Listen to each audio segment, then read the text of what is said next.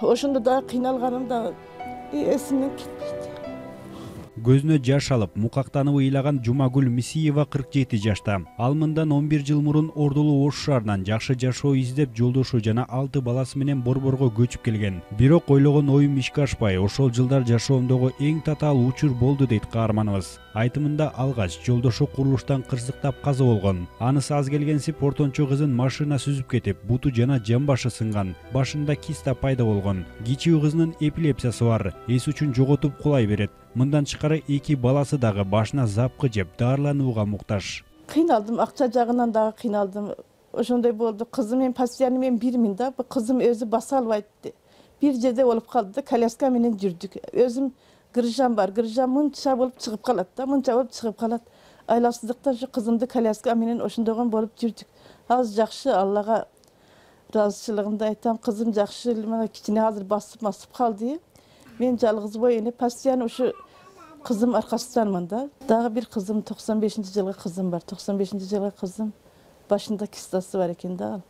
Ал 9 жашта машина уруп кеткен. Ушул жака жан келгенде уруп кеткенден кийин жалдын больницасында канча жатып жүрдү. Жамбашыдан операция кылдылар, уяк бияк кылдылар. Ошону менен жакшы эле болуп калды десек, жакшы эле болбостон жамбашы чыгып кеткен экен. Чыгып кеткен, азыр ал ушу путудан инвалид да. Инвалид, путудан эле деп жүрсө, мына азыр оорубу эми чыгып, башында киста бар экен да. Жумагүл Мисиева Чүй облусунун Ысык Ата районуна караштуу Ивановка айылындагы Батирде турат. Толук курулуп бүтө элек үйдүн бир бөлмөсүнө 2000 сом төлөйт.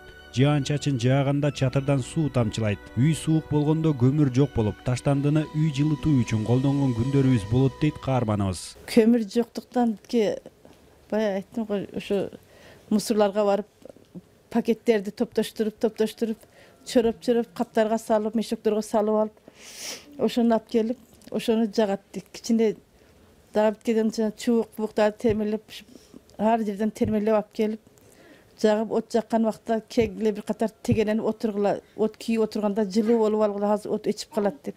Каттык суук күндөрү бир катар от жагаттык, от өчтү, үйүбүз деле суук болуп калат дейт. Балдарда пут кийим жок. Каарманыбыз жолдошу каза болгондон кийин оор күндөрдү башынан өткөргөн. 6 баланы багуу үчүн эркектердин жумушун кылып, курулушта иштеген. Айрым учурларда жегенге нан таппай, ачка өткөн күндөр болгон. Оор күндөрүм продукта дагы жок.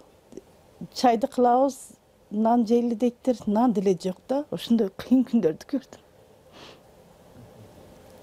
Акча жагынан дагы көрдүм. Продукта жагынан дагы көрдүм. Квартира жок, квартира жактан. Бир жерге барсак, квартира бербейттир. Сенде 6 балаң бар экен. Квартира бербейттир. Көп кыйынчылыкты башынан өткөрдүм.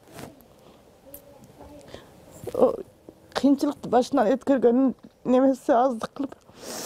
Кызым 98-жылы эпилепсия менен ооруду да. Эпилепсия менен ооруп, ошондо да кыйналганымда эсимден кетпейт.